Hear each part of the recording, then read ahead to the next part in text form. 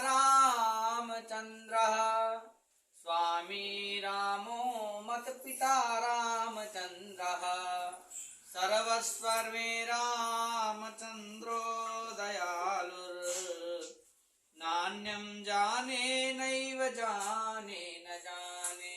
व्यासुवाच एकदा नैमिषारण्ये ऋषयः शौनकादयः प्राप्रक्षुर्मुनयः सर्वे श्रुतं पौराणिकं खलु। सूत जी महाराज ने कहा, व्यास जी महाराज लिखते हैं कि एक बार की बात है, ऋषियों ने सूत जी महाराज से प्रश्न किया। कहा?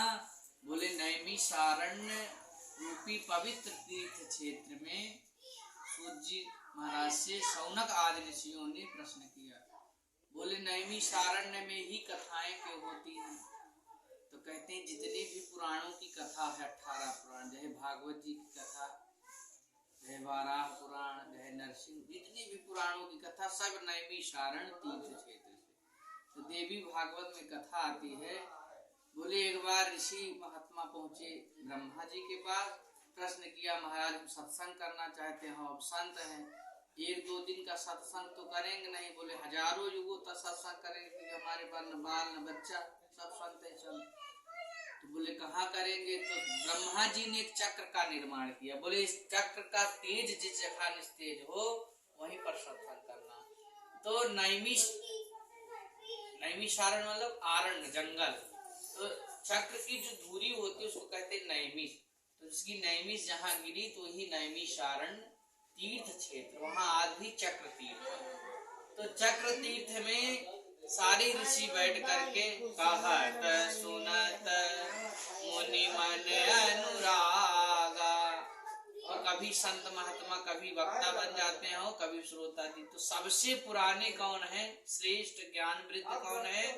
बोले सूत जी महाराज की उम्र तो कम है, शौनक आदि ऋषियों की उम्र ज्यादा है, पर भी ज्ञान श्रेष्ठ है, इसलिए व्यास आसीन में बैठ करके और ऋषियों को कथा सुनाते। तो एक दिन ऋषियों ने कहा, जिस प्रकार गरुड़ पुराण में कहा कि महाराज भक्ति मार्ग बहुविधा कथा, मतलब भगवान के मार्ग के विषय में आपने बहुत बताया, पर आज यम के मार्ग को बताइए। तो आज सूत जी शौनक आदि ऋषि कहते हैं, महाराज आप कृपा करके ये बताइए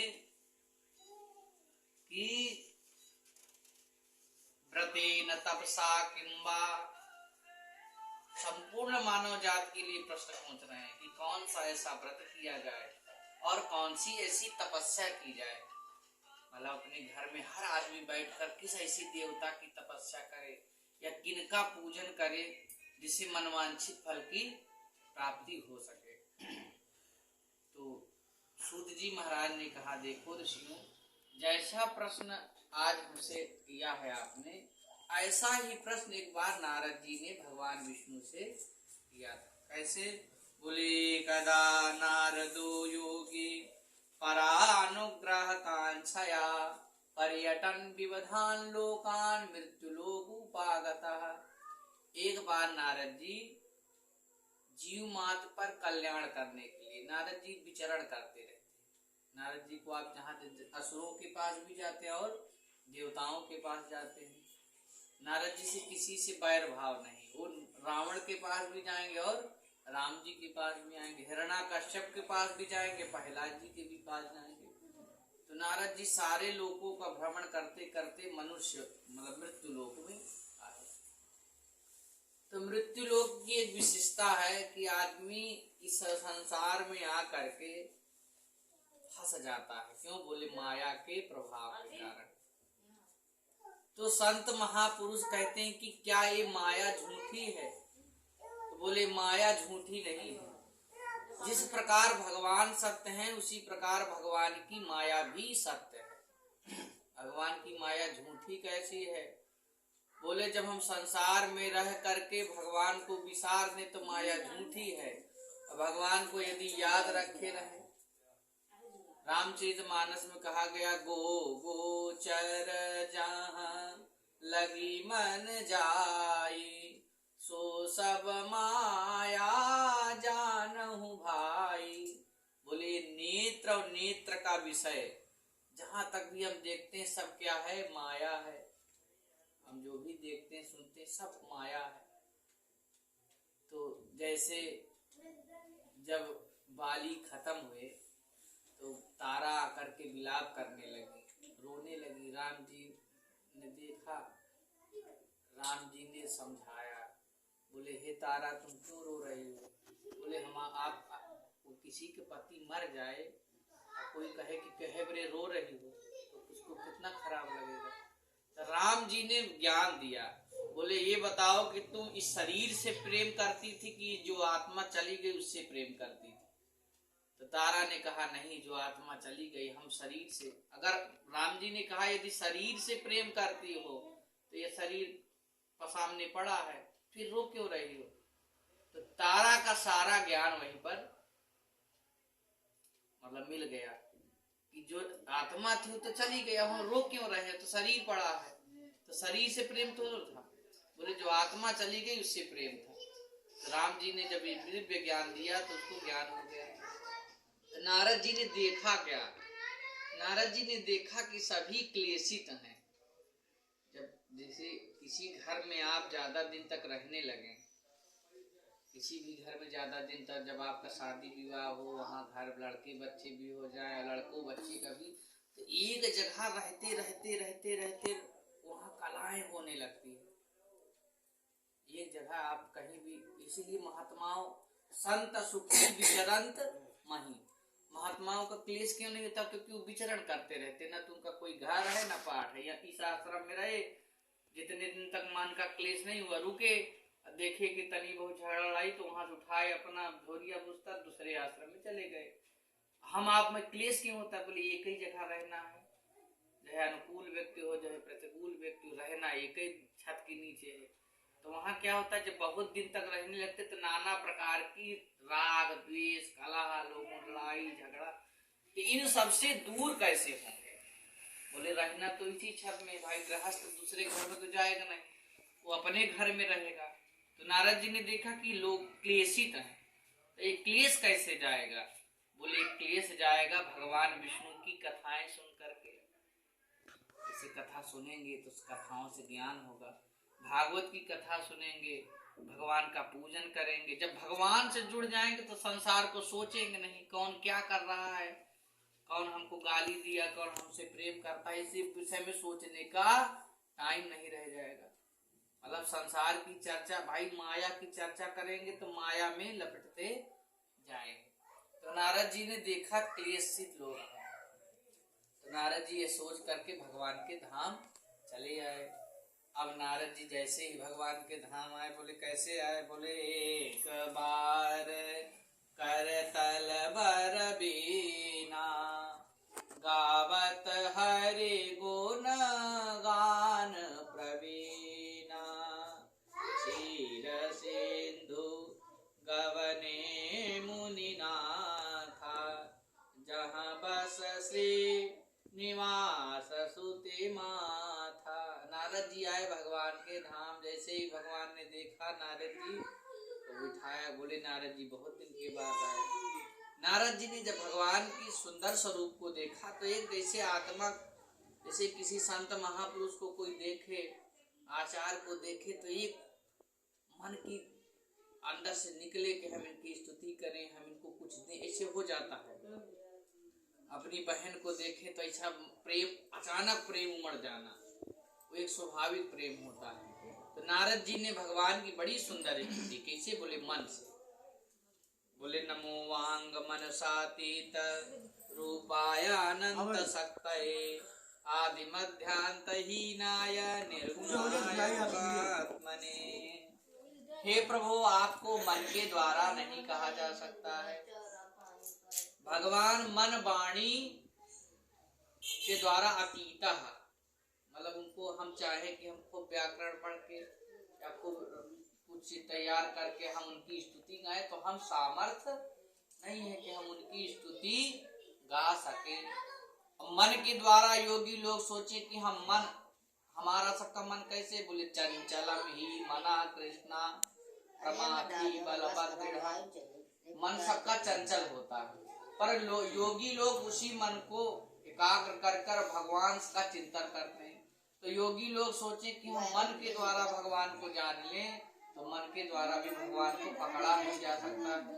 बोले भगवान पकड़ कैसे में आते? बोले भक्ति के अधीन होकर के भगवान अधीन होते हैं।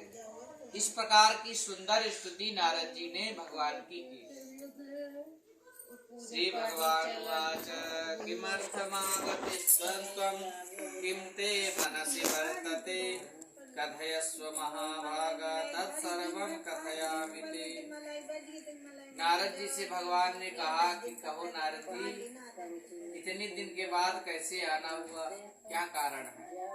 तो नारद जी कहते हैं प्रभु मैं मृत्यु लोक में गया था, तो मैंने देखा, देखिए हम आप अपना क्लेश दूर करना नहीं चाहते।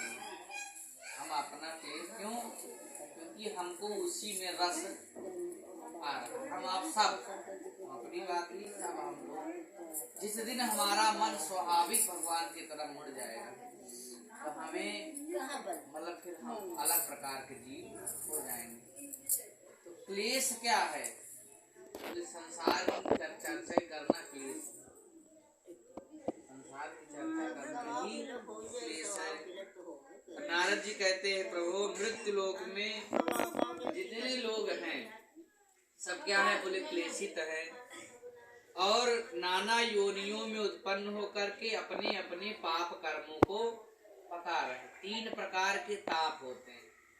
बोले दैहिक, देखिए जब कथा सुनते हैं देखे जो ज्ञानी होता है ना, ज्ञानी से श्रेष्ठ कौन है? बोले सत्संगी। मन से किसी की बात को सुनेगा तो मन में फीड हो जाएगा।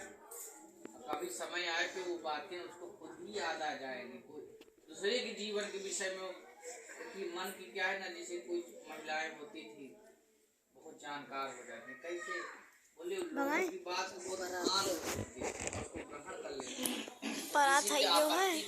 पढ़ती थी या कुछ घटनाएं होती थी उसको मन से जानकारी ऐसे पकड़ो ऐसे करके। 3 प्रकार के ताप होते। बोले कौन?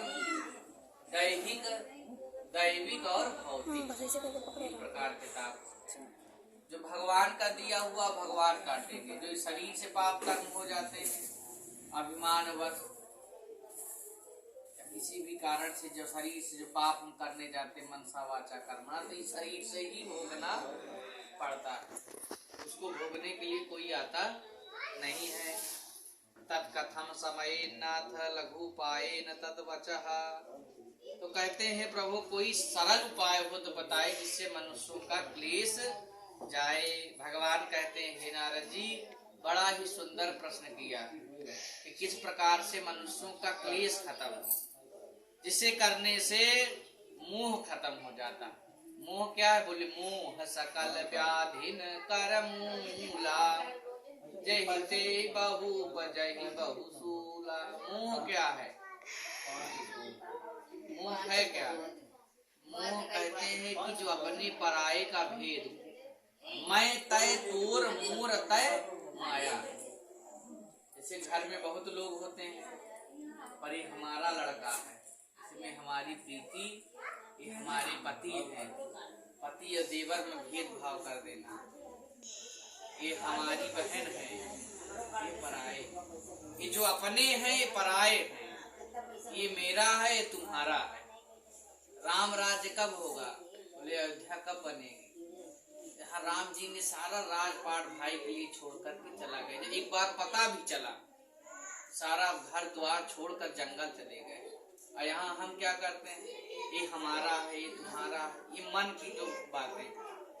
जब ऐसा ये सब जब खत्म हो जाए तो मान लो कि हम राम राज्य, राम राज्य कोई ये जो कहते हैं राम राज्य लाएंगे, राम राज्य लाएंगे, तो राम राज्य दूसरा कुछ नहीं है। बोले हमारी आपकी भावना ही राम राज्य, हमारी आपकी भावना ही राम राज्य। जब ये सब भेद मिट जाए, कोई हमारे घर में आए, अब वो जो है जैसे हमारे अतिथि हैं, हमारे अतिथि हैं, इनको जो है पानी पिलाएं, कौन है कोई मतलब नहीं, हमारे अतिथि हमारे सारे संबंध है।